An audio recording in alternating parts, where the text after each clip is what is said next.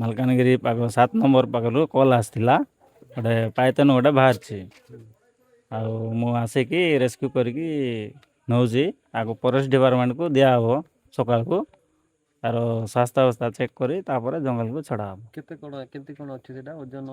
ଓଜନ ଅଛି ତାର ଲମ୍ବା ଅଛି 10 ଫୁଟ ଆଉ ତାର ଓଜନ ଅଛି 15 କେଜି। କେମିତି ଧରିଲ କ'ଣ କେମିତି କ'ଣ? ମୁଁ ଆସିଥିଲି ମୋର ଜଣେ ରେସ୍କ୍ୟୁର ଭାଇକୁ ଏକା ଧରିକି ଆସିଥିଲି ଆଉ ଆମର ଗୁରୁ ଆସିଥିଲେ ଯିଏ ମୋତେ ଶିଖେଇଛନ୍ତି।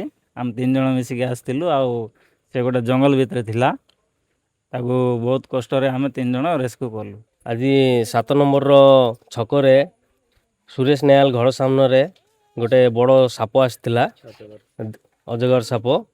ସାପକୁ ଦେଖିକିନା ଆମେ ହେଲ୍ପ ଲାଇନ୍ ଲୋକଙ୍କୁ ଫୋନ୍ କରିଥିଲୁ, ସେମାନେ ଆସିକିନା ସାପଟାକୁ ଧରିଲେ। ସେ ସାପଟାର ଓଜନ 15 କିଲୋ ଅଛି, ପାଖାପାଖି 10 ଫୁଟ ଲମ୍ବା ଅଛି।